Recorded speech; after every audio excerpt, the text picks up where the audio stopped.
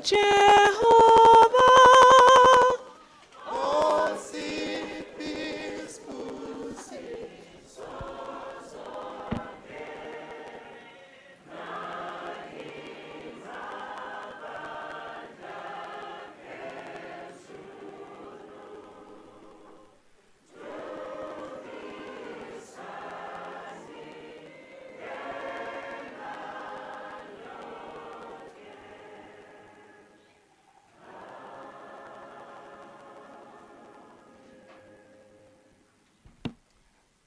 Our Heavenly Father, we come before Thee, O Lord. We pray for the Holy Spirit to inspire in our hearts, that as we hear Your word, Father, we should change. Heavenly Father, let us know Your love, that we should be able to live showing love to others. In Jesus' name, amen.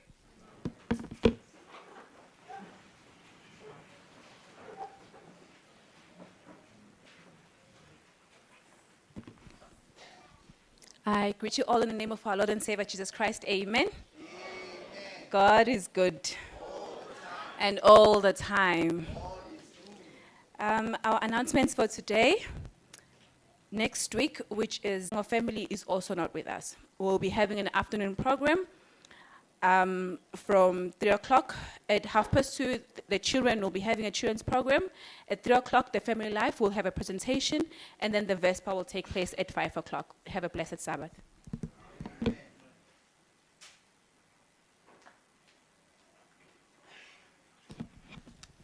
I greet the church in the wonderful name of Jesus Christ, amen.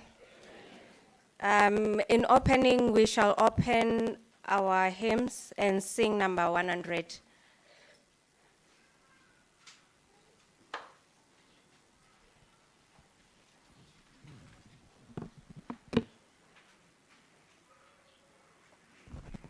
Let's all rise, please. Make use of number 100. What a friend we have in Jesus. Yekislobo sethu Jesu to.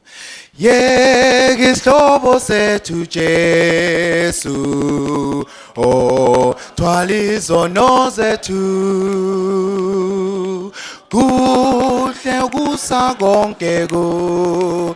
Yenga kukukhuleka. Siyalahla ukuthu ulango kungamnaki kwethu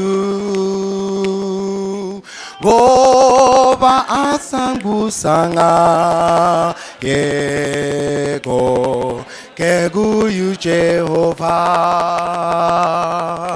sinenhlupho nezilingo kanye nenkathazo na singahlala ngesibindiko kekuyuse kuye tholanga phisihlobo esinjengo Jesu na amen. Usithanda esizwe lanxa sikhuleka kuye siyasindwa yimithwalo sehlulwa zinhlupho na uJesu isiphephe lo unqa sikhuleka kuye no mislovo zikude hela wena khuleka enkosini yokukoni gududu se singalweni zayo.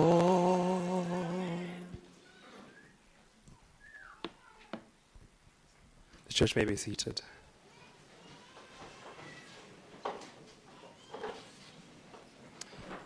I greet the Church of God in Christ's wonderful name. Amen.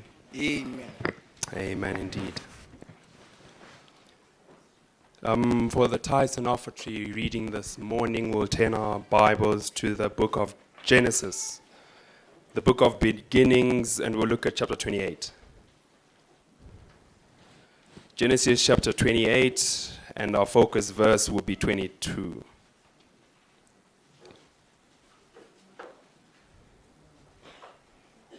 Genesis 28, and we will look at verse 22.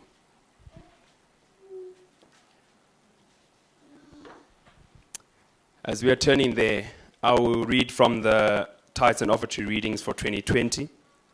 Let me ask a question maybe to begin off. How much is the tithe of 100 rand? 10 rand. Sorry? 10 rand. 10 rand. Yes. And how much is the tithe of 10 rand? 1 rand. 1 rand, ne? Yes. But how much is the tithe of 0? 0. The tithe of 0 is 0. And dear friends, I invite you that at the point of 0 is the best place to start with God. Okay. At the point of what? 0. Of 0, that's when you become a promisor to God. A promisor, according to the stewardship department in the GC this year, is a person who says, I'm committing to put God first. That's the stewardship theme for the year. It's actually been for a couple of years now. God first. So I'm saying I'm promising to put God first. And they're saying, I will do so even in my tithes and my offerings. I will promise to give, to put God first. So a promisor is a person who is then saying, I'm promising to do that. And it will show where? Even in my tithes and my offerings. Is there anyone here who does not have an income? Who can say from the 1st of the month to the 31st, not a single cent passes through my hands that I can call my own? Feel free to raise your hand. The elder is going to be also doing special prayer this morning.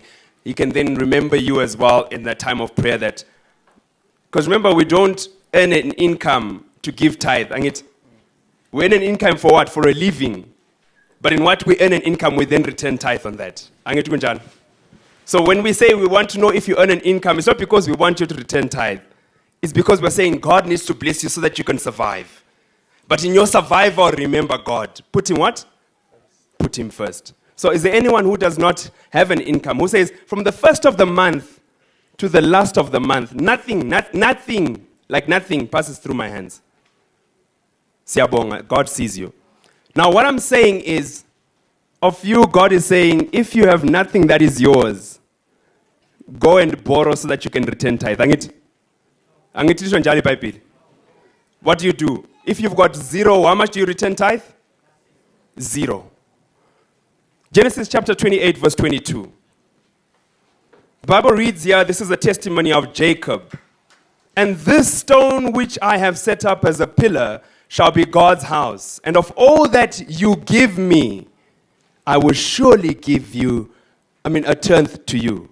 Of all that you give me, I will surely give a tenth to you. So who initiates the giving process in terms of tithe? It starts with God. Remember, stewardship is a response to what God has already done. He's not asking you to do something that he himself is not prepared to do. So he says, I have given you. I started the process. I'm not asking you to give me back. No, I'm saying, of what I have given you, only a tenth is mine. And don't forget to give me my offering in as much as I have blessed you. This is what he then says. This is a testimony of Pastor Marcos in Brazil.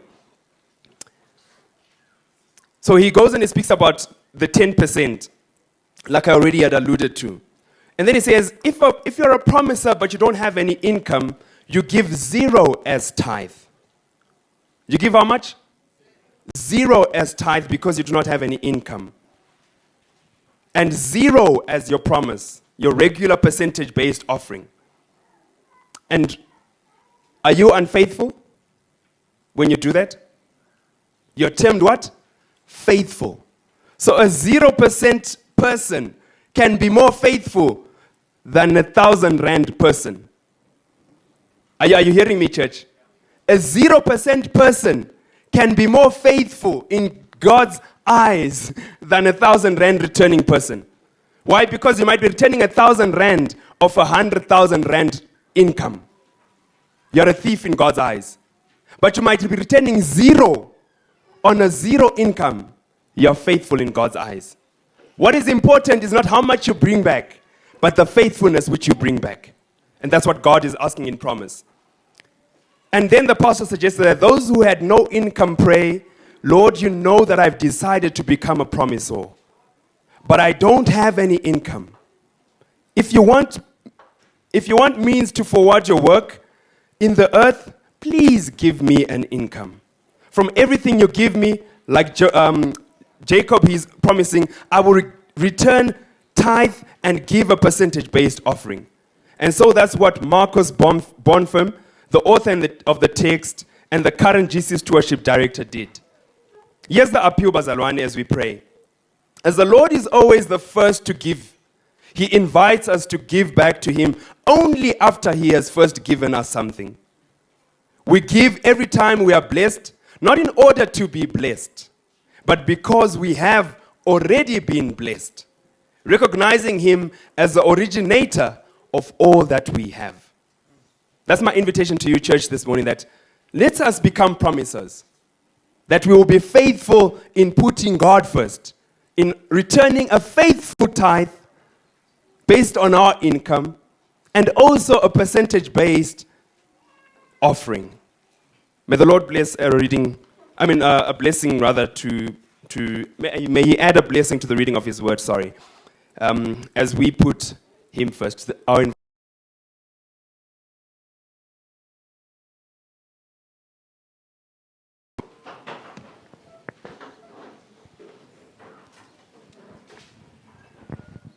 Our God and our Father, we are grateful for your faithfulness. Even the weeping prophet notices that amidst his circumstances and his pain and his struggles, you are a faithful God. So he says, great is your faithfulness. And so you're worthy to be praised, and we kneel before you, for we are present here because you have done something first off in our lives. You gave us the gift of life. You gave us the blessing of the Sabbath day. You give us health. You give us family. You give us raiment and food. Father, we are grateful for your blessings. And we weep and shout out like the psalmist, what can we render unto God for all your faithfulness unto us? May you help us to be faithful in return, in returning a faithful tithe and a percentage-based offering, based on what you have already done in our lives. And Father, for those who have not, we are asking that you initiate something in them, that they might come and share in the blessing that you have for those who return. For you promised in your word, Father, that for those who return, even the windows of heaven shall be opened up unto them. I pray for those, Father, who have been falling under the sound of my voice, that may they be touched not by my words, Father, but by your Spirit. That they may be moved, Father, to do a work that only those who are touched by God can do. That's the work of faithfulness. And I pray, Father, that after all is said and done, may that faithfulness spill over into other realms of our lives. That when you come in the clouds of heaven, we might be found among those who you pronounce a blessing upon and say, come here, my good and faithful servants. Father, I pray for your church, that they may be found among that number. Be with us now, we are praying, even as we return our tithes and give our offerings. This we pray in Christ's wonderful name. Amen.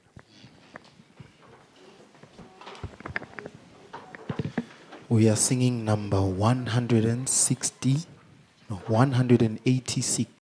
186. Kosi sihlangene kuyo indlu yakho woza nawe esesingene embusweni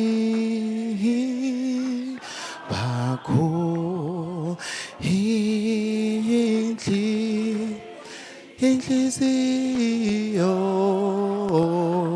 yethu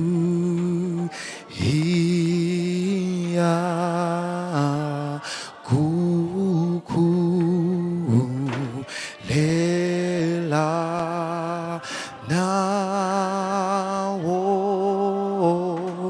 umphefumlo wethu uya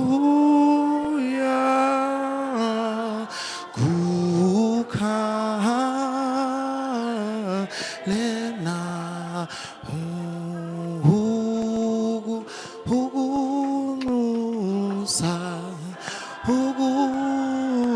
ukunxusa baba wethu masikuzwe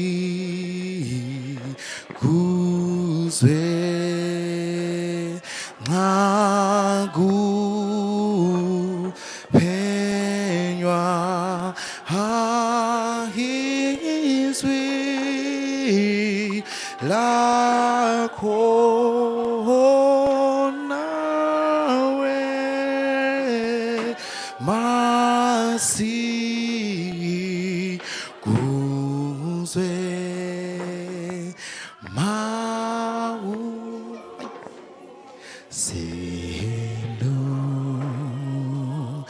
silungise thina bantu bakho nxa sibuba sibuyele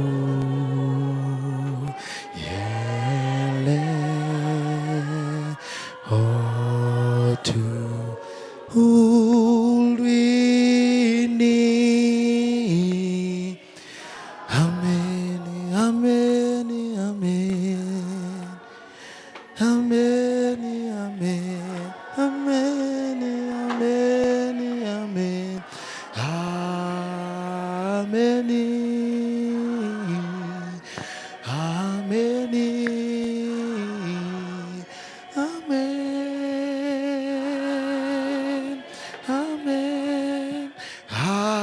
Amen. Amen. Amen. Amen. Amen. Amen. Amen. Amen. Amen. Father, we thank you for the privilege to partake in such a service of worship, where we say not only our mouths will praise you, not only our hearts will lift you up, but even our finances, Father, bow down to you. Thank you, Father. We pray for the work that it will do. It might be little, Father, in our eyes, but we are trusting that it can go a long way. May souls be reached and touched and moved and converted, even by the efforts of these finances. And Father, may you do a great work even in your kingdom. Thank you, we pray, in Christ's name. Amen.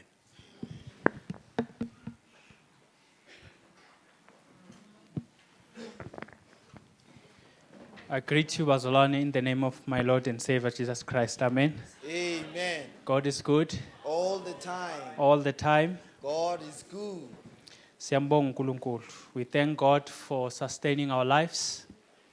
And the fact that we are here today, it's a sign or it's an indication of God's love. Amen. And we should thank God for what He has done for us. I know some of us did not have a good week.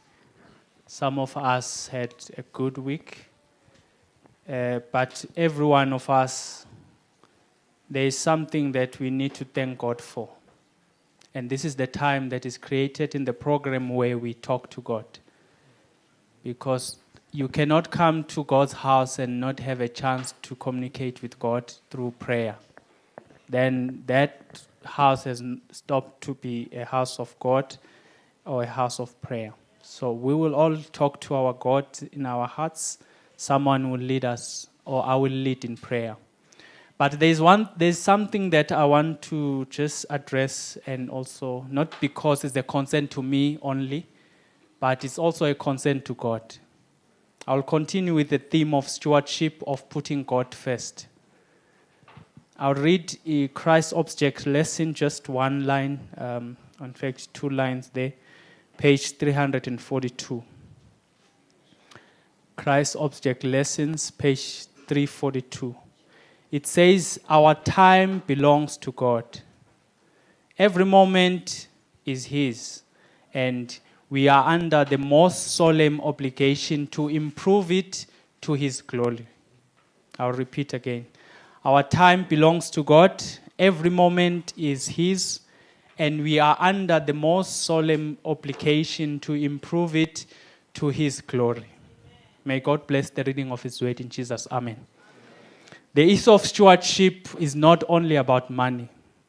It's also about the resources, other resources that God has given us to look after, to make sure that we improve in what God has given us. So in this case, we are talking about time. Time is not ours. This passage is saying our time belongs to who? To God. It's not ours. Every moment is His, and we are under the most solemn obligation to improve it to His glory. There are things we like to pray about, but there are things that we don't want to pray about.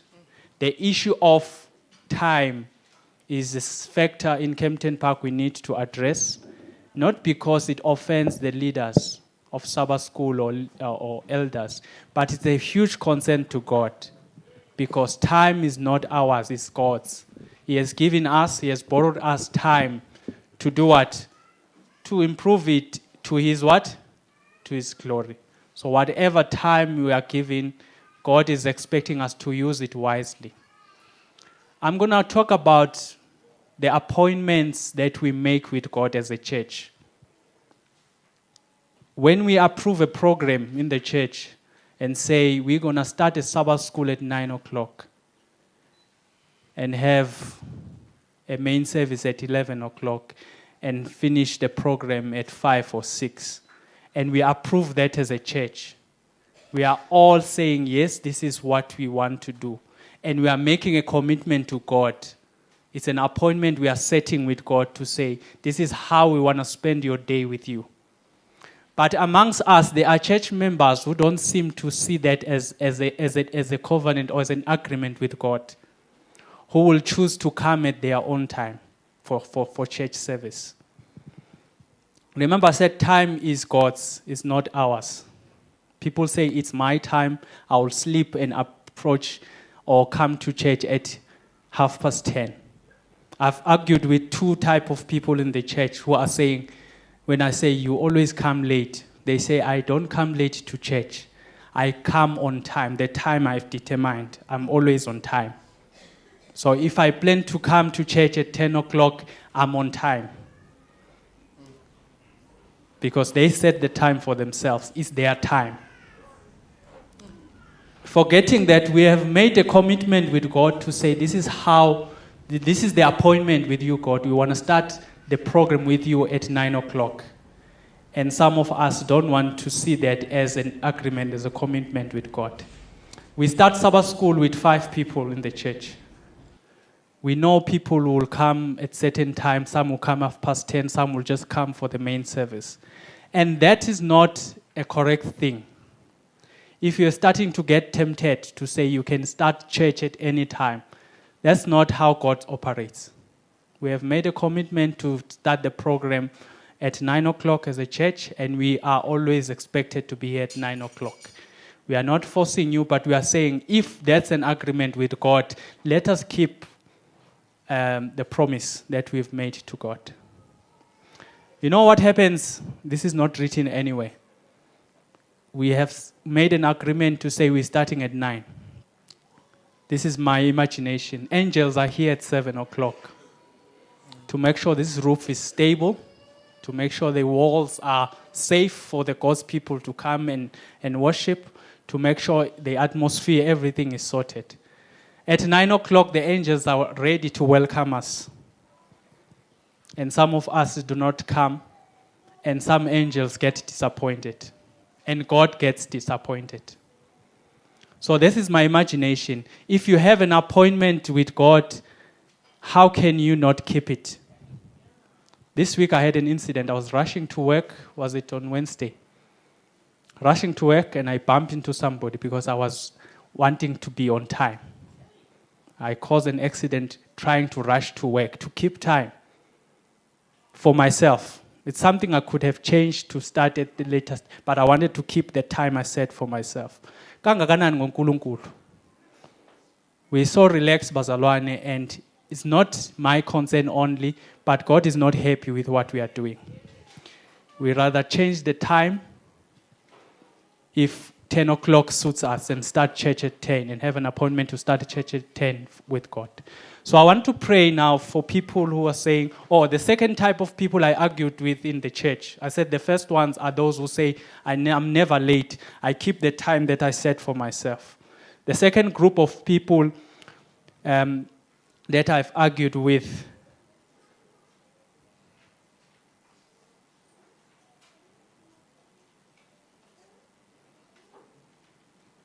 okay, I'm forgetting this one. But I just wanted us to pray for that group as well. But maybe I'll remember it. I want us to... Okay, this is the second group of people I remember now. They are saying, elders or leaders of the church, bayathanda ukusithethisa but we come on time, but emsebenzini we always keep time. And even nasemsebenzini we also don't keep time. So the argument is pointless to say we keep time at work, but at church we come late. Even that is a problem, to not keep time at work. You are not being a good steward. So I'm going to pray for the two group of people who have a problem with time in general, and people who have problem with time coming to church for church services. Is that okay, Bazalwan? Amen. If you think that is a problem and you want God to intervene, because sometimes you cannot help yourself. You always want to be early, but you're always late, even at work. And Satan is doing that deliberately, and he knows God is a God of time, and he wants you to be on the wrong side of God. So I want to pray for you if you've discovered that time is your problem, because it's part of stewardship. And those people who are generally having a problem with church service, starting on time. Are there people amongst us? On this particular matter. Are there people who say, I have an issue of time in general. I also have an issue of time coming to God's appointment at 9 o'clock. Can I see by the show of hands? Maybe let's rise so that we have a special prayer for that. If you have not discovered it as a problem, don't stand. But if you realize it's a problem and it's God is concerned about it and you want to improve it, then this is the time for us to make that prayer. Let's all kneel down as we pray.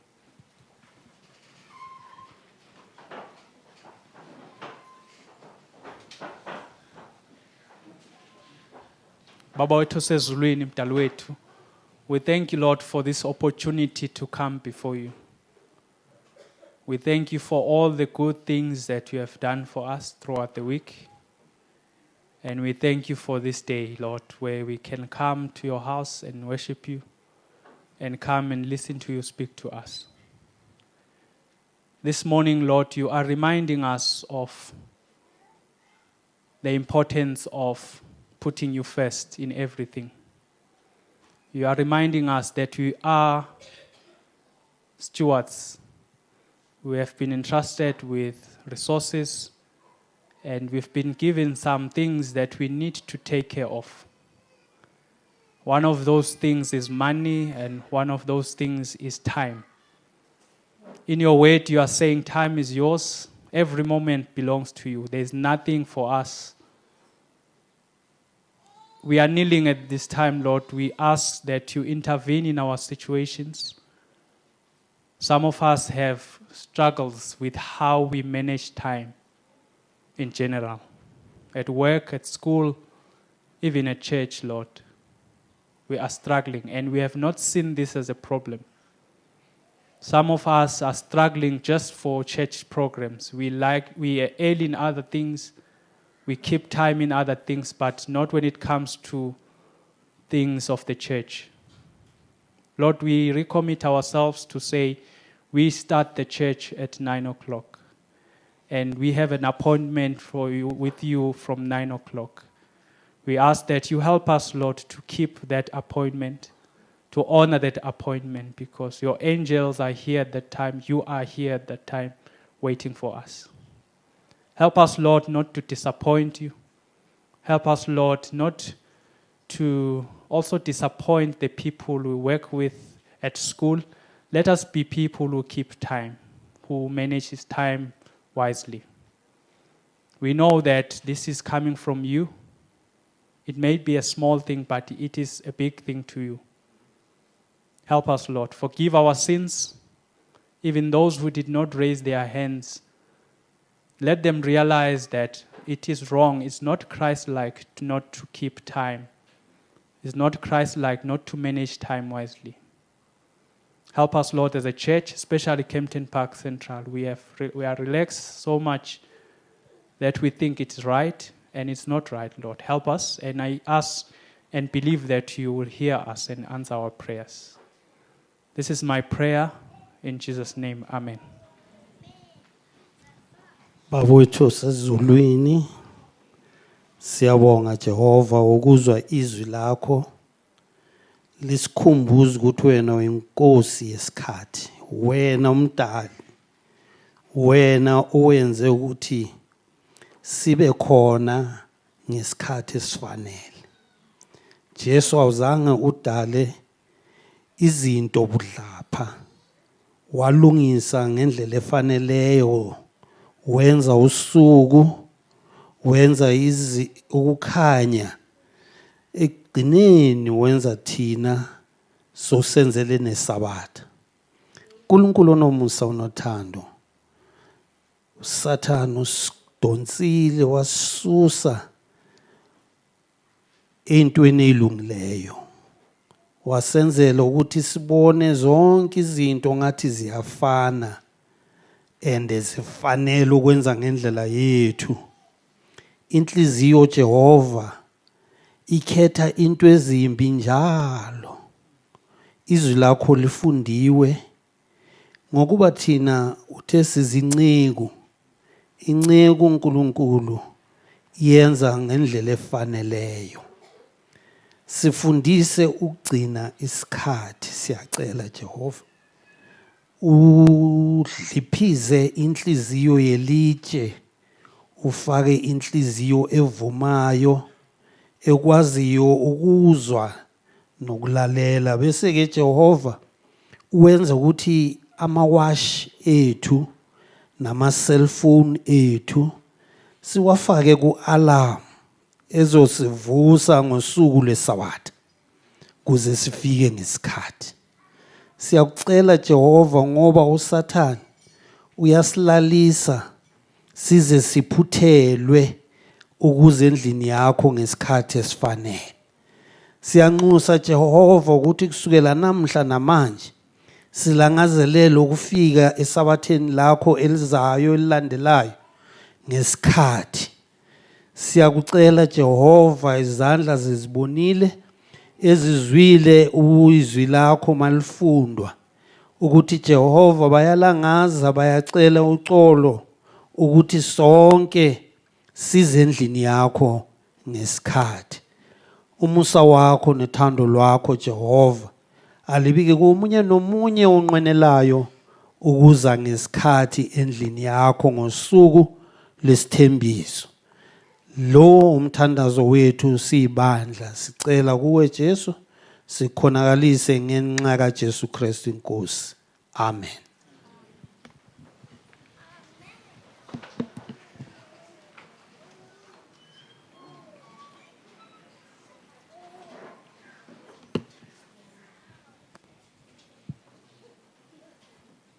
Right now we We shall listen to the children's sermon. All right, kids, I don't know if you know this one. Jesus loves the little children, all the children of the Lord. Red and yellow, black and white, they are precious in His sight. Jesus loves the little children of the world. Jesus died for all the children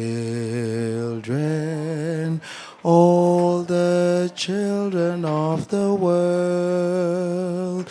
Red and yellow, black and white, they are precious in His sight. Jesus died for all the children of the world. Jesus rose for all the children of the world. Red and yellow, black and white, they are precious in His sight. Jesus rose for all the children of the world.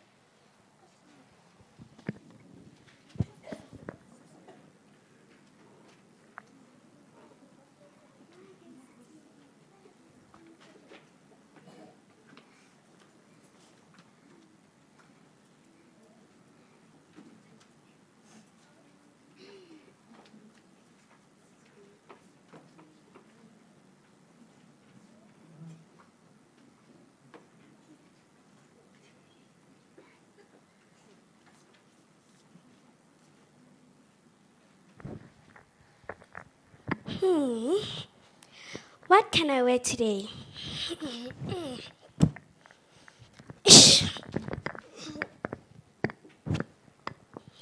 What can I wear?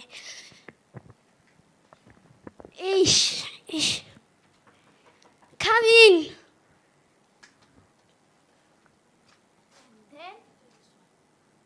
And then, what is happening here? Why are you starting in your closet before school? We have to leave in a few minutes and you are still not dressed. Oh, I know. I just can't decide what to wear. Yesterday, I turned up in exactly the same jeans and shirts as Amkhelang. It was so embarrassing. I had to go home at lunchtime and change. And Jabulu was wearing the same shoes as me last week. How can I make sure that I stand out and am different? Or you can wear that. You can make sure no one is wearing that. Oh, be serious, Gold. This is a very important decision. No, it isn't. Just put your favorite top, shirt, or pants and let's go. There are much more things we should worry about than what to wear. You know, in the Bible it says that you should not worry about what to wear or eat because God knows what we need. He wants us to spend our time worrying about what is more important. What could be more important than making sure you're wearing the right shoes? Well, lots of things, such as spending your time wisely, who you'll spend your time with, how you can make a difference to someone, how you can help around the house, and how you can help your siblings with what they're struggling with, and how you can show Jesus, how you can show other people by living the way He would want you to. But you still have to do that while dressed suitably. After all, no one will take notice of someone in a bad pair of pants. Oh no, Guzola. Sometimes I wish we went to a school that had uniforms. Gold, you take that back. That's a very terrible thing to say. At least it's making something to wear easier for you. How do you make these important decisions? Well, for the important stuff, I usually think might be the best. Then I go to a friend or my parents. Then I discuss my problem. Then I listen to their advice and go pray and make my decision. So what do you think I should wear? I don't know. What about This. Oh, thanks. So why did you come over this morning? to ask you for a swim? To ask you for a swim this afternoon after school. Apparently, it's going to be very hot, and we have gym classes this last thing today. And you suggested I wear this outfit? It doesn't match any of my swimsuits. I'll have to start all over again. Now what will I wear? A two-piece or that cute pink one-piece Mom bought me last week? Oh, sister.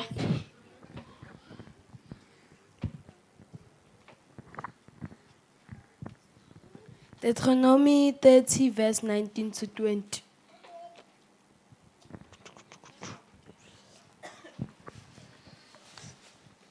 I have set before you life and death, blessings and curses. Now choose life, so that you and your children may live, and that you may love the Lord your God. Listen to his voice and hold fast to him, for the Lord is your life. So, boys and girls, God has given us the freedom to have a choice. Today's skit was telling us of how a little girl was struggling to make a decision on what to wear. But when we are faced with tough decisions and we don't know what we should choose, we should pray and ask God to help us with our choices, and also ask our parents as well. In Joshua 24, verse 15, God has given us a choice to serve and worship him. And as little children, we are given this choice. Let us close our eyes as I pray.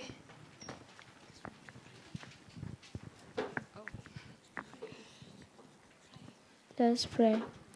Our dear Father, thank you for every day that's given us. Thank you for good of life. Thank you for protecting us this day. May you please help us with the lesson that we have done. May you help us to do what you have learned, and may help us to spread your word, that we may not choose the bad things but do what is right for us. And may you please help us in your mighty name, Jesus. I pray for all this. Amen.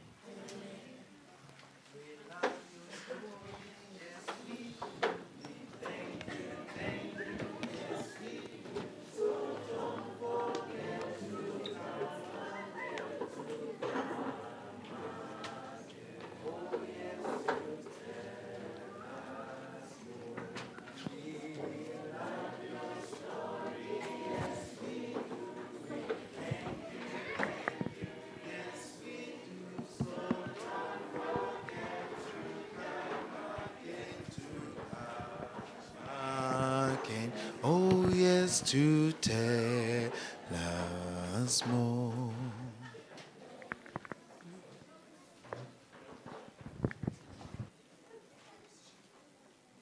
I would like to thank the kids for such a beautiful story.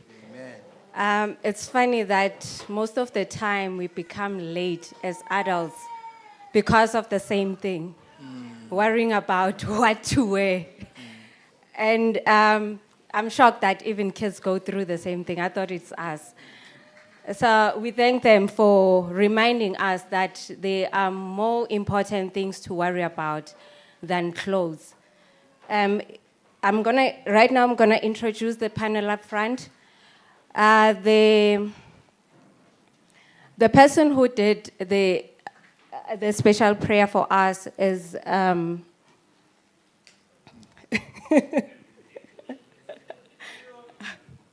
I forgot in my mind.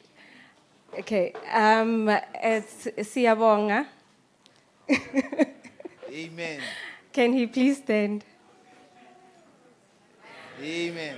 Okay, the offertory reading, it was Mr. Viriri. I'm Makosazana Masego, and the bread of life, we're going to get it from Mr. Chibubut's. Amen. Right now, we're going to sing 194 before we get the bread of life.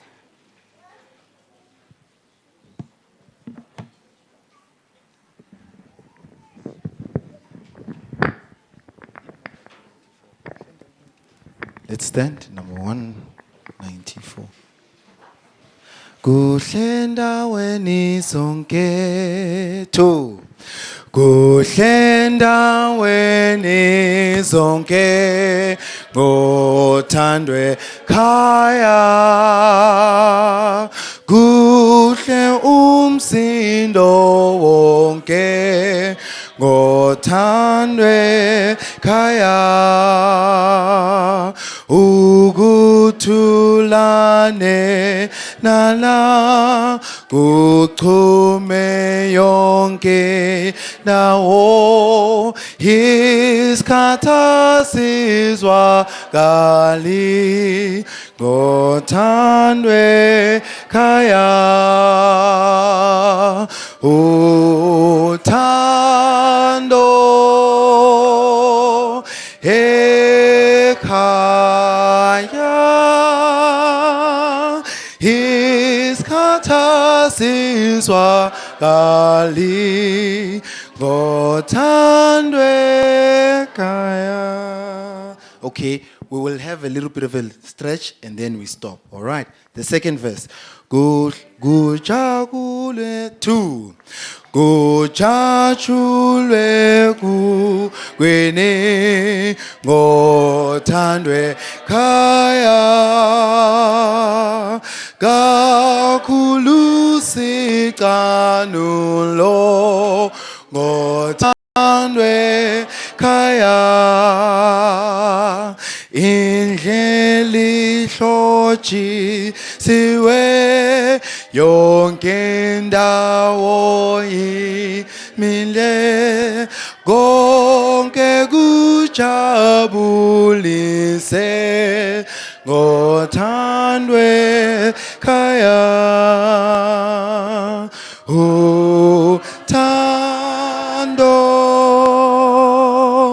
ekhaya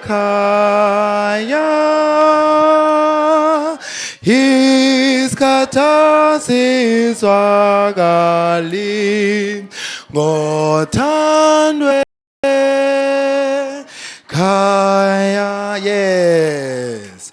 Uzulu kuya ngothandwe khaya.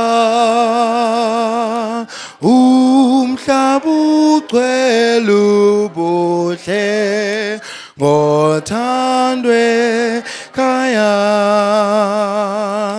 Imfunda nehlokoma ezulu licwathile. Inkosi yathokoza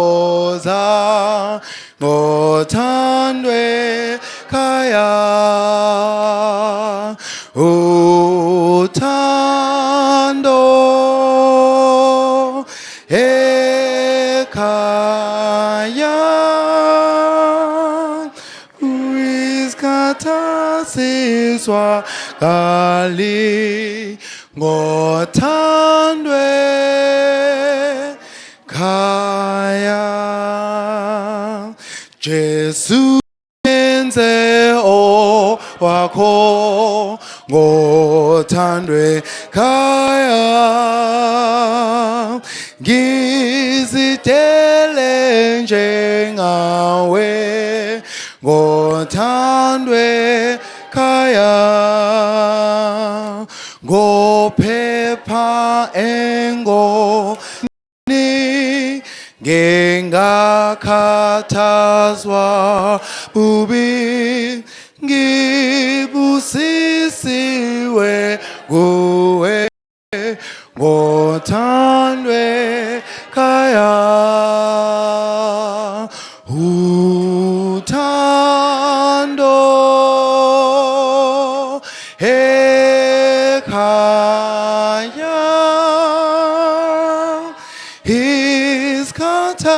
singazizwakali ngothandwe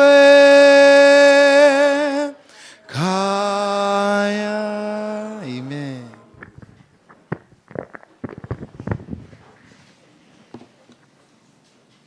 I agree the saints of God in the name of our Lord Jesus Christ. Amen. It's always good to be in the house of the Lord, and I believe all of us are enjoying this moment. I mean, as you start the first day of the week, I always already thinking about the joy of the Sabbath, because this day it is blessed and is the day in which we have to refresh ourselves spiritually and also physically. I mean, today, I believe that all of us here, once in our lifetime, will find ourselves in a doctor's room where the doctor gives you a prescription to get a medication that will help you to cure maybe a disease or something that you are feeling. But today, we are going to talk about our greatest physician. He is going to give us a prescription for family happiness. And this is not from the doctor, it's from our greatest physician, who is Jesus. Because though we always know to get prescription from doctors, the greatest physician always have prescription for us, for our home. That our home should be a place of joyous. I mean, I would really like us to turn our Bible from the book of Luke, chapter 6, verse 31, our opening scripture. And this is just a small scripture, a message that comes from there is becoming a principle of how, as being to each other, we have to conduct ourselves. I mean, it reads as follows: do to others as you will have them do to you. And this is the word of Jesus. If you read the book of Luke chapter 6 from the beginning, you can hear Jesus giving prescriptive about how to be happy in our lives. And when he comes to this one about our families, and this is about even not about our family, but as we live every day, wherever we are, do to others as you will want them to do to you. And I don't think there is anyone here who is always willing for others to do bad things to you. If we all wish others to do good to us, then this verse tells us that we should also do what? We should also do good to others. And I think that is the key principle of the message that we find. And that is prescription number 1 that our great physician wants to give to us. But before we go deep into our message, I would really want to share a story with you. And I believe that after this story, you will be touched about your life.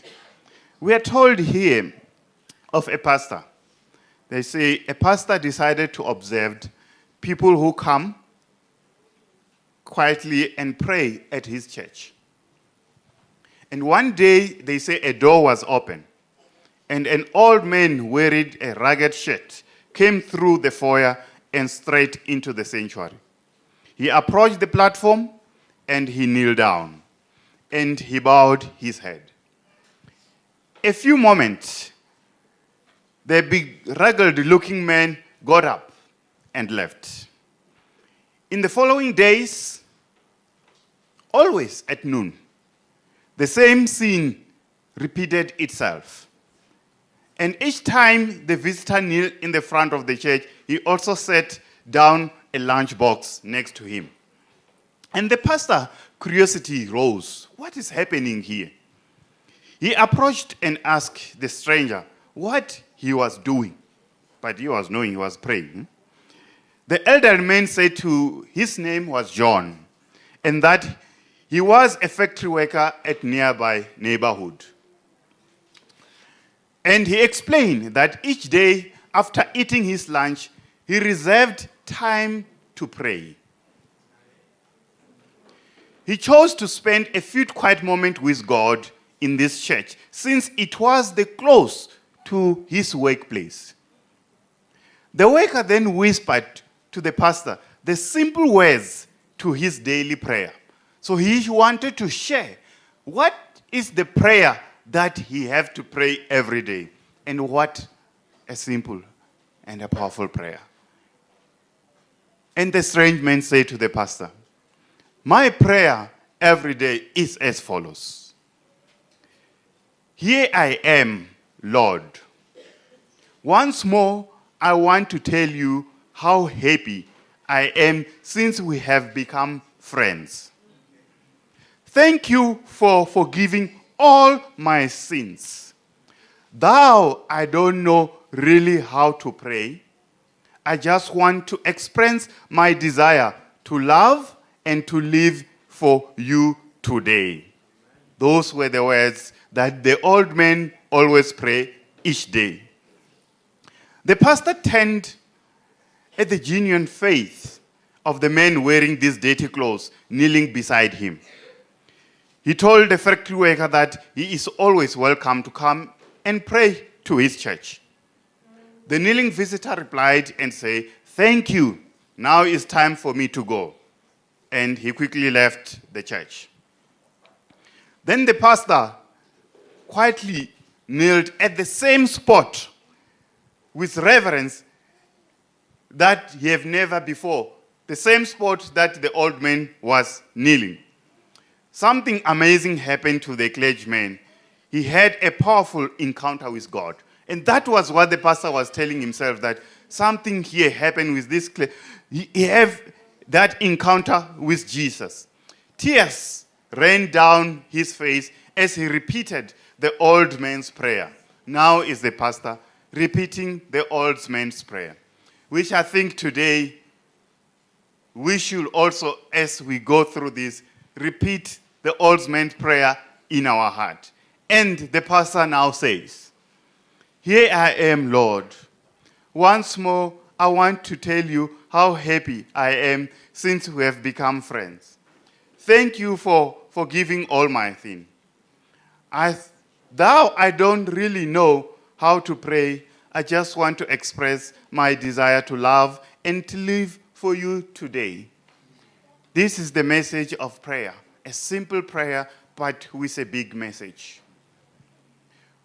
One day the pastor noticed that John hadn't showed up at noon to pray. He became worried when several more days went by and the old man hasn't still come to the church. So the pastor decided he went to the nearby factory and learned that John was ill and he has been admitted in hospital. And the pastor went immediately to the hospital to visit his friend. Now John was becoming a pastor's friend. The pastor learned quickly that John's presence at the hospital was having an impact on patients and staff. How often that we find ourselves in hospital where our presence have a huge impact to other patients and also to the staff. And that's what we see from John. And the old man's joy was contagious to everyone who comes around him. How many times do our joy become contagious to everyone who comes around us? Maybe it's how our anger become contagious to everyone who comes around us. But here we find about John, whom while he was in hospital, everyone who comes around, his joy was overflowing. And the story continues. As the pastor sat by the bedside of a smiling factory worker, the head of nurse came into the room. And she whispered to the pastor and said, "I can't understand how John can be so joyful when nobody comes to visit him. He never received cards, he never received flowers, he never received phone call either. He doesn't seem to have anyone he can really lean on for support." When the nurse left the room, the old man leaned forward in his bed and smiled at the pastor. And he said, "The nurse is wrong. She doesn't know that a visitor comes to see me every day at noon.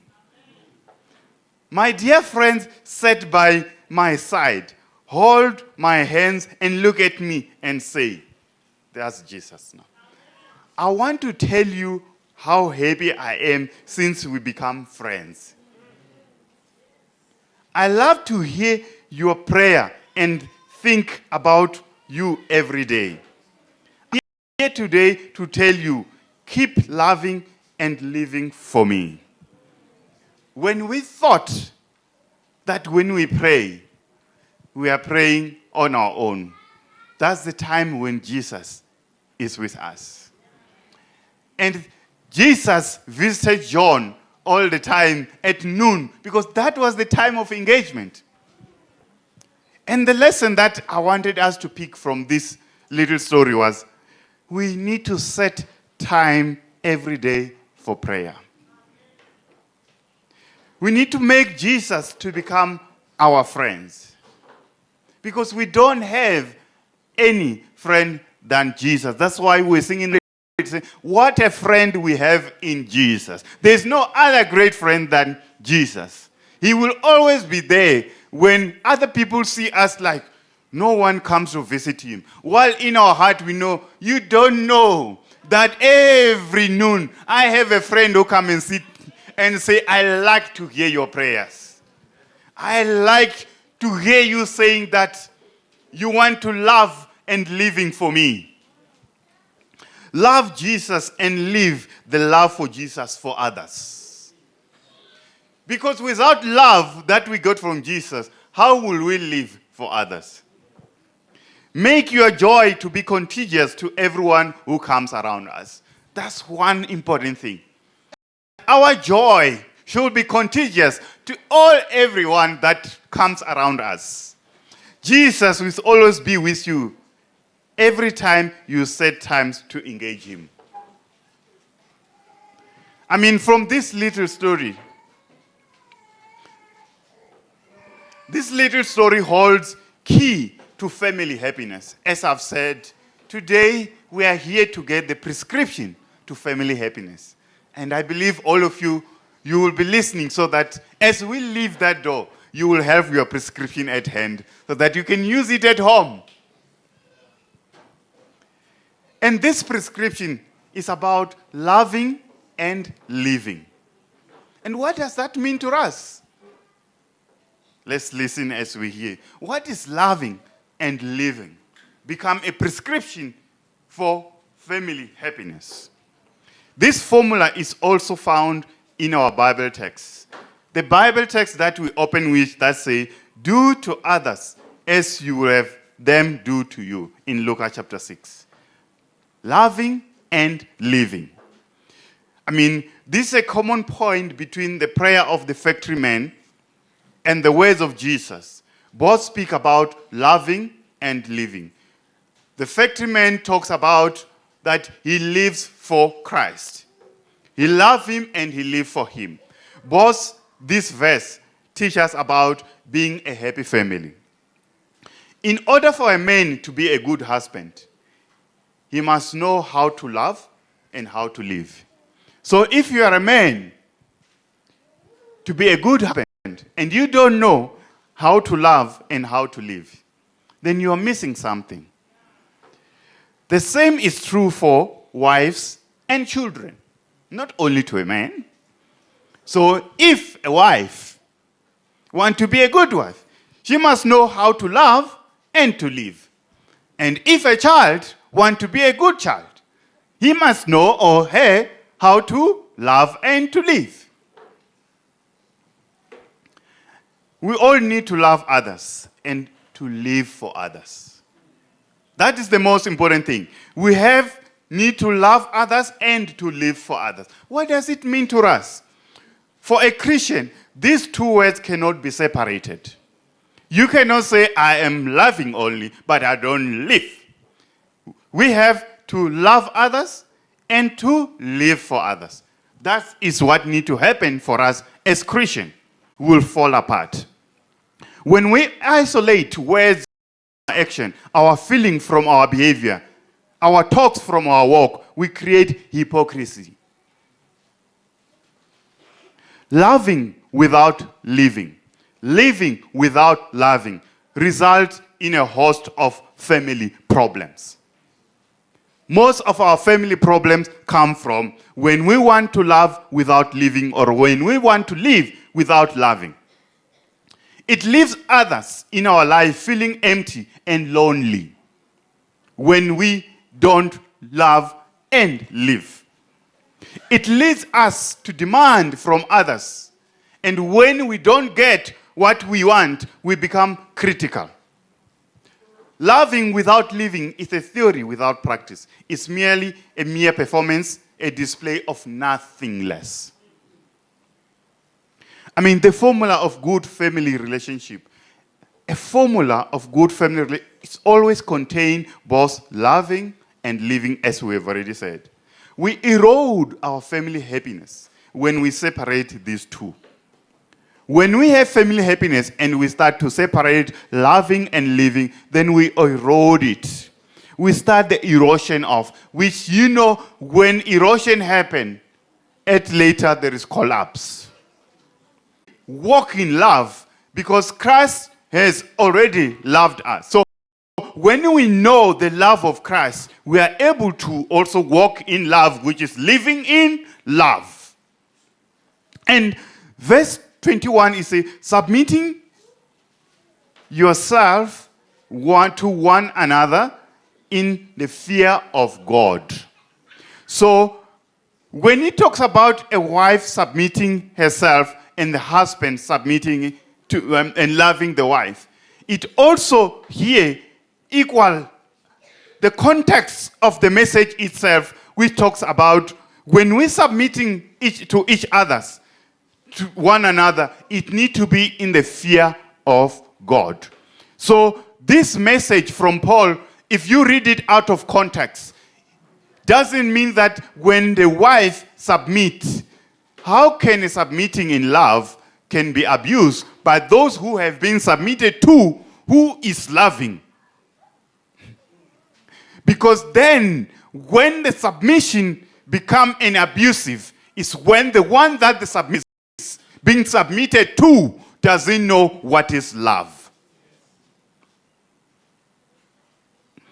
I mean, it goes to verse 25 and says, look, 22, wives, submit yourself unto your own husband, as unto the Lord. As you submit yourself to the Lord, that's why it says, submit unto your own husband, unto the Lord. And then it also goes, husband, love your wife, even as Christ loved the church. So as you can see, that both the loving of the husband and the submission, it have all linked to Christ. So there is, once you remove Christ and read this verse, then you have abusive relationship coming into it. So then when we understand the true context of this, then we're able to love and to live the love. I mean, men to love their wife as their own bodies. He that loves his wife loves himself. So when we first love ourselves, we are able to live the love. That means our love that we have inside, or we should be strive to be greatest wife, or greatest parent, or we should try to be a great Christian. Because that's the problem what we have, that one want to be the greatest husband in the house. One need to be the greatest family.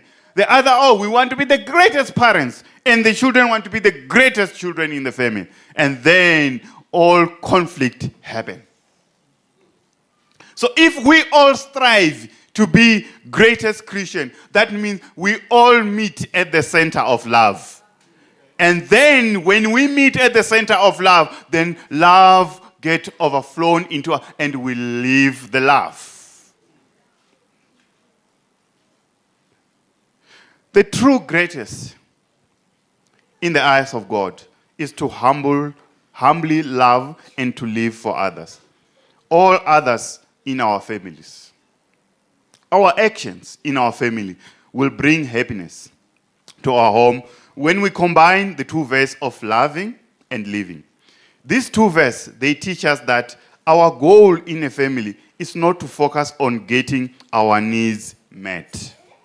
And that is one of the biggest challenges, where some of us think our family is a source for our needs to be met, where we started to abuse family member for our own gratification and satisfaction of our needs. Where you find you have a kids that are also working, but they still feel that their parents still owes them something, and they want to extort money as much as they can from their parents.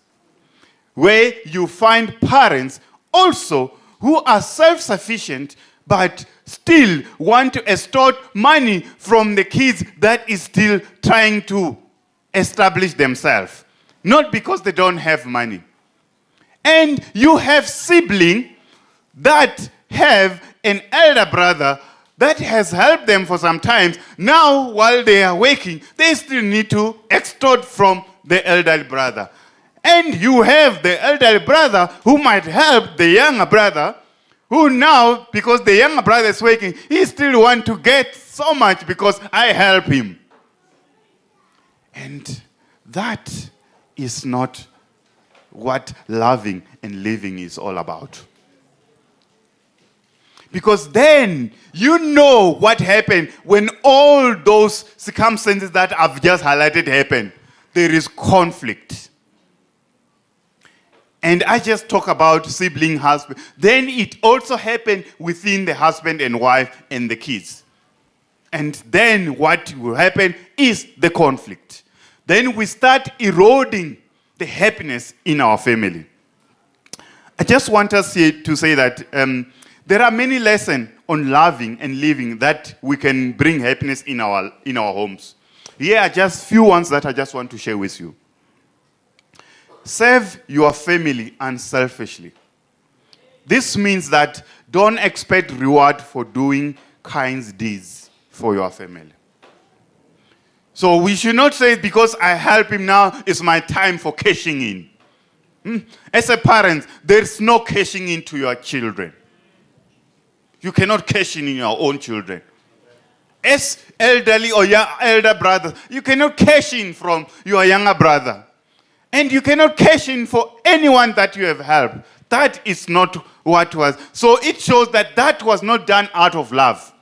Because when it's done out of love, that which you have assisted, when it starts blossoming, you feel joy in your heart. And so thank you, God, for blessing.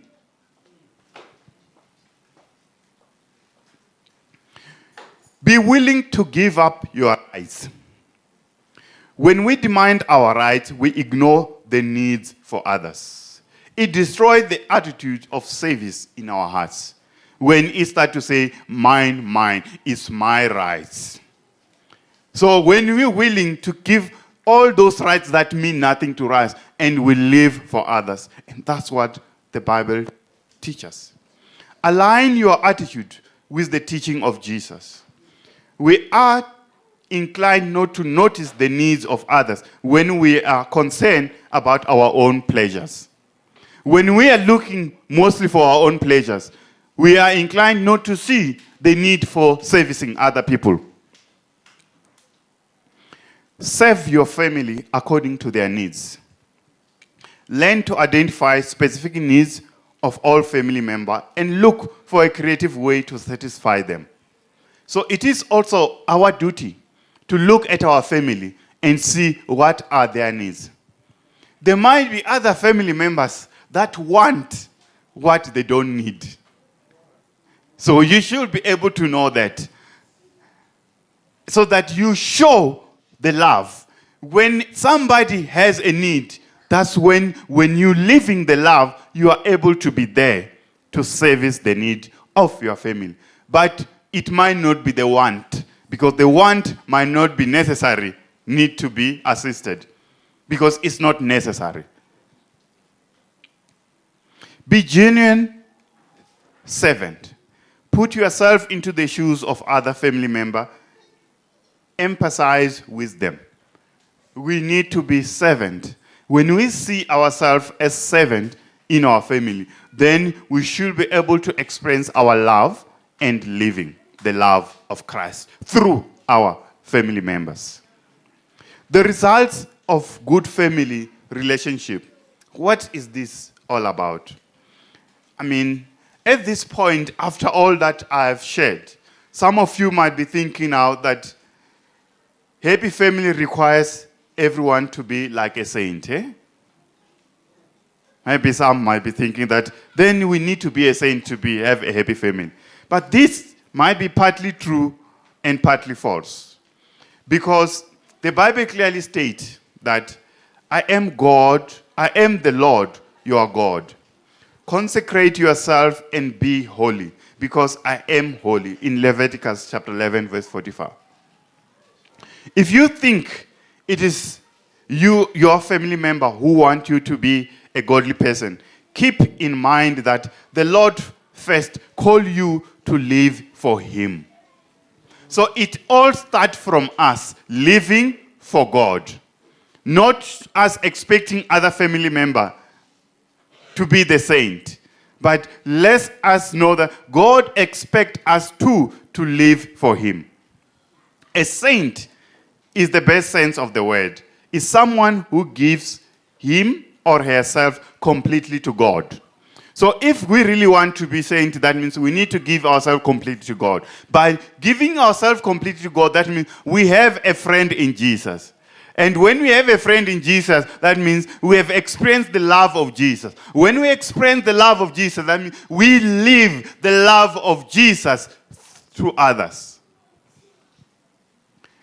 It doesn't mean that a saint never make mistake or is infallible, but it does describe someone striving at the highest level of spirituality and deeper walk with God. That all the time you strive to walk with God spiritually. A saint will reveal an attitude of loving and living. And this will be the most clearly demonstrated in the family circle. I just want to share a few quotes from the book, The Adventist Home, which is also part of how do we live and loving in our family. He who will become a saint in heaven must first become a saint in his own family. So we can't expect to be saint in heaven while we are struggling to be saint in our own family.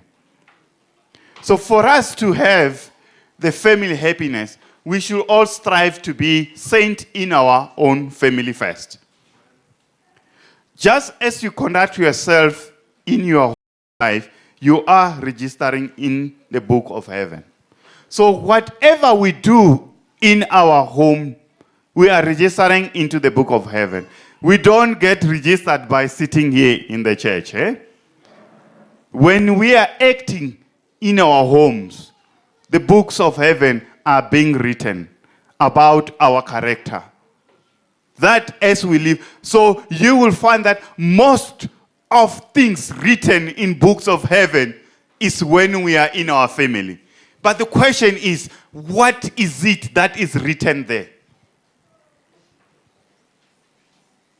What is it that is written in the books of heaven? When we spend more time with our family, not with other people who will say that that guy was so bad to me, and that's how I have to. When we are with our family, let's go and reflect. If the book of heaven is open about only a chapter about when we are in our home, what will be written there? Parent, let's not our religion be simple a profession, but let it become a reality. As parents, we have to live the religion, not to make the religion a profession. When our religion is a profession, is that all that what we profess to believe on, we don't live on it. We profess to be Adventist and we profess to love God, but you don't love God. We profess to be Adventists that we keep the Sabbath, but at home kids see you not even keeping it. And we profess. So that's why parents, our religion should not be a profession, should be a reality. And that's what kids build their faith on. The question is, what faith do our kids, will it reflect? Will it reflect the faith of the parents, or will reflect the faith that will come from somewhere else? Because if the faith of the parent is the faith of Christ, then the kids will see Christ in their home through their parents.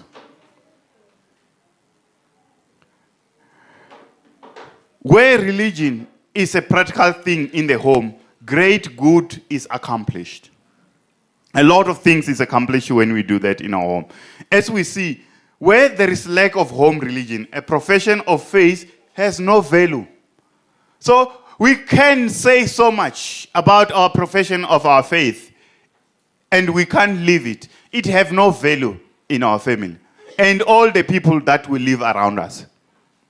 But when all members of the family engage developing in faith, family relationship will not only bless the home, but it will lighten our communities, our neighbors, and the church in which we attend. So when this church is lightened with love, you should know that it's not the love that just falls from the sky. This should be the love that starts from home, because it's contagious. When it comes in church, it overflows. And you see the church filled with love. Because everyone here will be living the love that we have started showing it living in our families.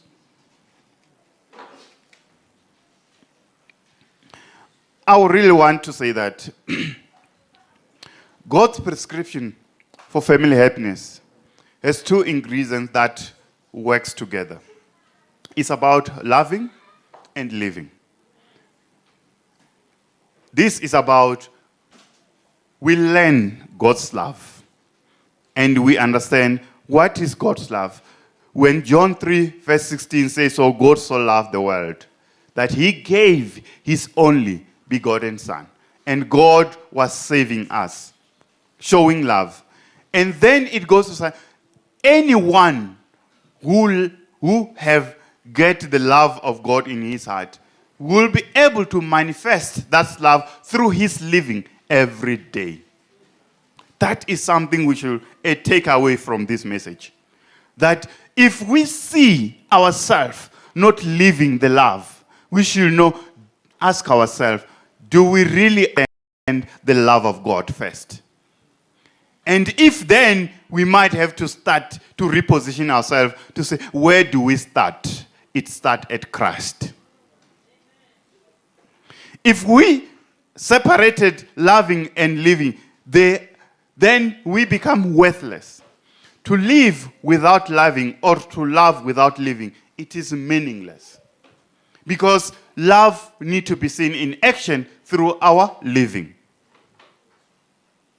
Our religious profession become cold and mechanical without love. We can say all the things that we are, all these positions that our church gives. We can name them from number 1 to number last. And we become, but if our religious become just a profession, we become cold and mechanical. If we don't have love, we become cold and just mechanical. So again, also our words of love are a mere sentimentalism without loving proof. So we need to show loving proof so that our words of love should be sentimentalism. And it should not be sentimentalism. And also, for me, I would really want to say that the prescription for our family happiness that comes from the greatest physician is so simple. Love and living. The prescription of family happiness is found in putting the two verbs. These two verbs, love and live. These are the two verbs. When we put them together, loving God and living this love in our family. This is the prescription. If we fail to love God, we cannot live the love of God in our family. So when we love God, we are able to live the love of God in our family. When family members genuinely seek to love the Lord and live godly love, our homes will be like a brilliant light in the dark world. People will be able to see. Because the Bible cannot be hidden when it's in the mid of darkness. Because everyone will see light. So our home will be that bright light when we live and loving. I mean, like the old man that we talk in the beginning in our story. Do you desire to love the Lord and live for Him each day in your family? And this is what the message is all about. And this is what the prescription that our greatest physician wants to give us today. That love and live. Loving and living. Amen, church.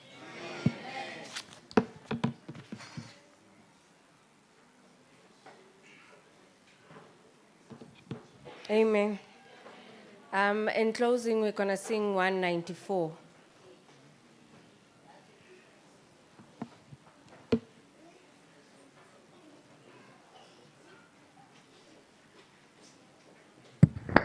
Can the church please rise? Number 194. Kuhle endaweni zonke kuhle endaweni zonke ngothandwe khaya kuhle umsindo wonke ngothandwe khaya kakuthulane nala kuchume yonke ndawo isikhathi zwakali ngothandwe khaya uthando ekhaya isikhathi zwakali ngothandwe khaya kujatshulwe fukwini ngothandwe khaya kakhulu sikanulo ngothandwe khaya indlela yonke ndawo inhle konke kujabulise ngothandwe khaya uthando ekhaya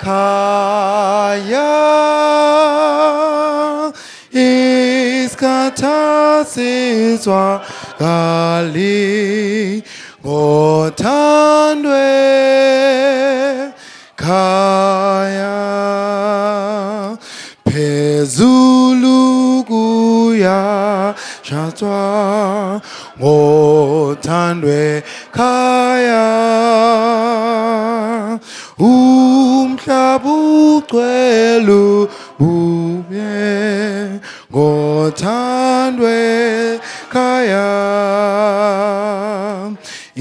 imfundani hlokoma ezulu licwathile inkosi yathokoza ngothandwe khaya uthando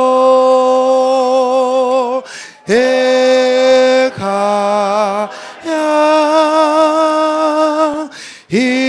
isikhathi zwakali ngothandwe khaya Jesu ngenze yakho ngothandwe khaya ngizidele nje kawe ngothandwe khaya ngophepha engozini ngingakhathazwa bubi ngibusisiwe nguwe ngothandwe khaya uthando ekhaya isikhathasizwa gali ngothandwe khaya. Let's bow our heads. Our great physician, we thank you, dear Lord, for the prescription that you have given to us today for our happy family. Father, we thank you for letting us know that we should be loving and living for you with our family and our friends and our communities and all people that we engage with. Father, we thank you for letting us and remind us that our joy should be contagious to all people that we engage with. And Father, we say, inspire us with your Holy Spirit, that this message should be reminded in our heart every day of our life. When we meet situations like this that challenge our happiness, Father, I pray that you remind this message in our mind all the time, that we should be reminded about what you want us to be, loving you and loving each other. In Jesus' name, amen.